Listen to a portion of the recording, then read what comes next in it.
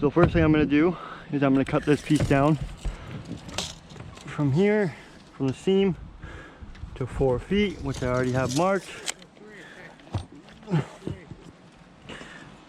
And I like to set a nail right there. Clean off some of the grit.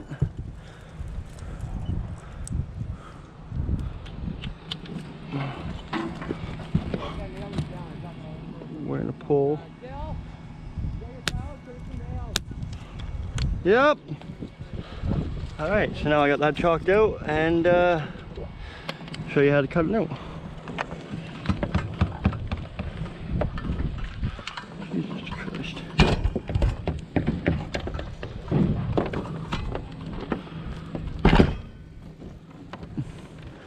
Always tie your saw together. That way it doesn't come unplugged mid-cut. Like so. Boom. Any tension on that won't come undone. And then what we're going to do here is we're going to cut this out. So first, remove your nail that you put in for your chalk line. And you're going to try to avoid nails if at all possible. I usually like to cut down, but because I'm a righty, I might not be able to on this one. Okay. And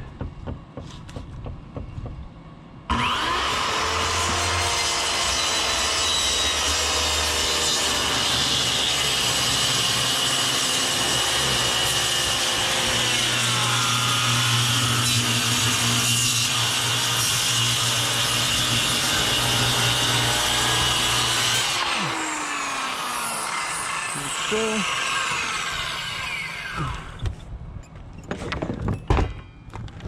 Alright, now you got that cut all the way through. This thing's just gonna fall apart.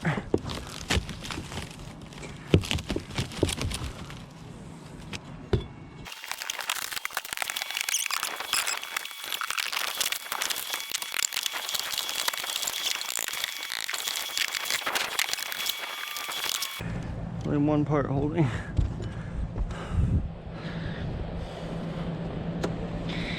And 3.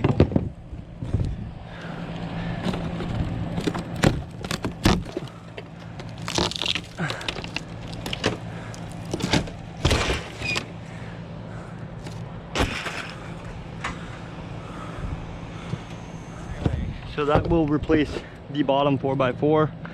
Now we obviously have to get rid of this a little bit here.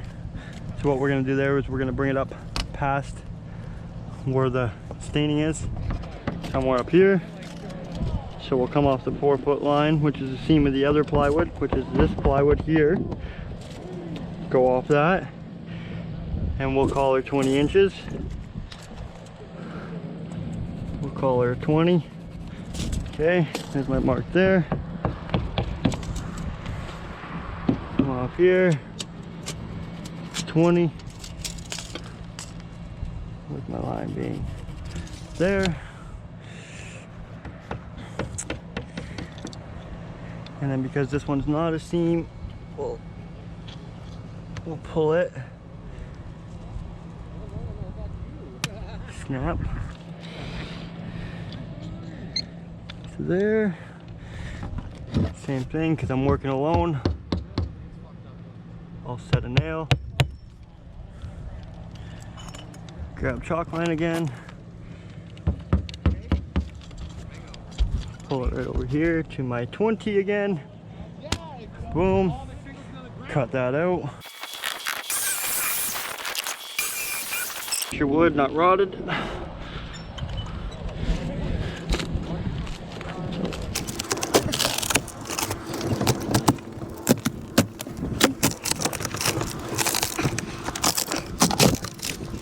Anyway, we're going to have out.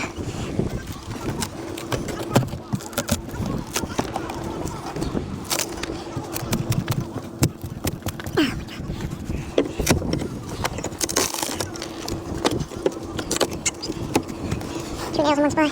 Double truss here. Makes it a little more difficult for ripping out.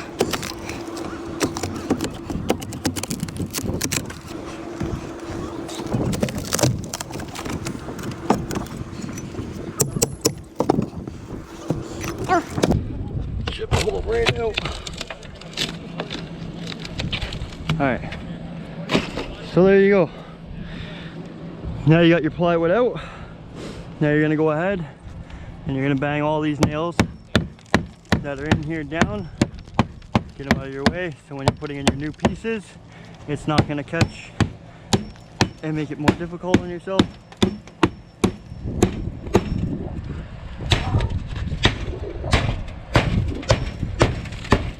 Also, when you're nailing, this rafter here that's rotted, you're checking for integrity just to make sure it's still sturdy enough. Normally, if you have a truss like this, you would want to do the same thing they did here, kind of thing, where they put another piece off of this one. It's called sistering. What it does is it adds strength to this and the plywood that's gonna be on top. But the homeowner is not paying for that on this particular job, so just make do. So that's what we're doing now.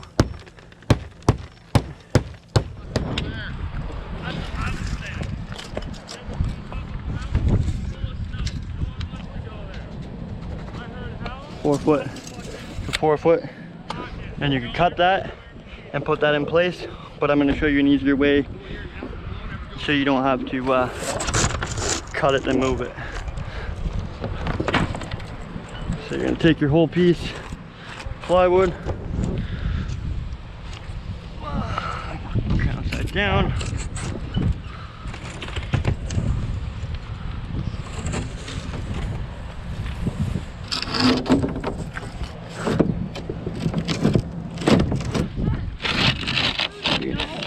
slide your sheet into place, make sure your bottom line's up there.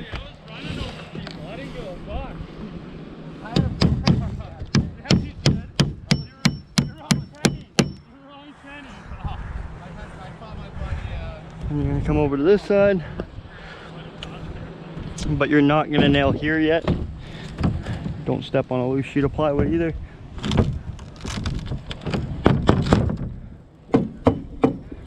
What I'm doing here is I'm lining up the bottom of the plywood, holding it down,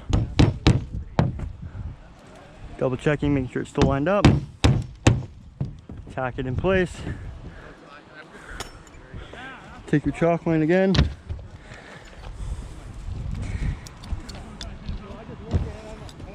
you're gonna come from right here, seam, down here, you're gonna find your seam again,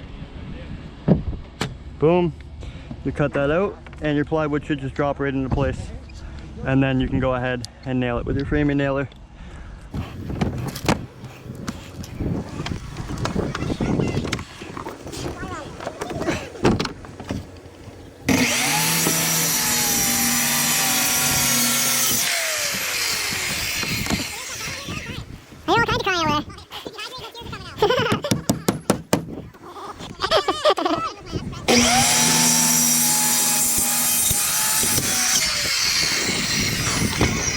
And finish your cut.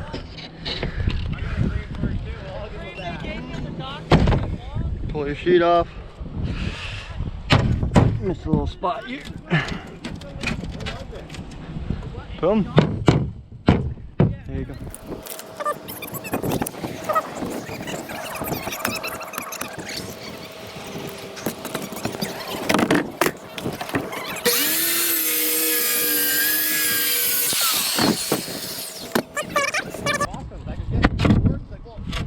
Guys, the wheels were out of the shovel, we couldn't find them.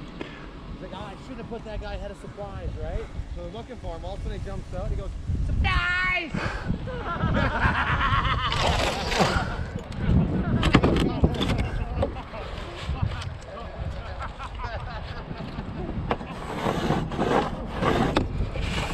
Okay, one mark there. One mark there. Come this way to here. Boom. Take a straight edge again.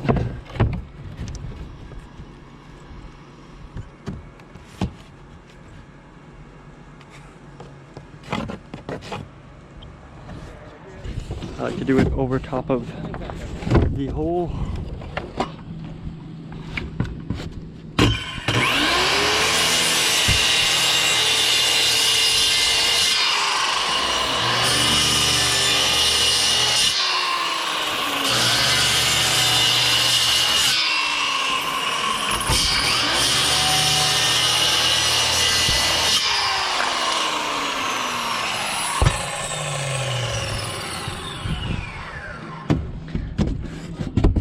Alright, so now that you got your pieces in, what you're going to do is you're going to go ahead, hook up your framing nailer, nail it, and then you go ahead all the way along your outsides, every 6 inches, anything on the inside, nail every 12 inches.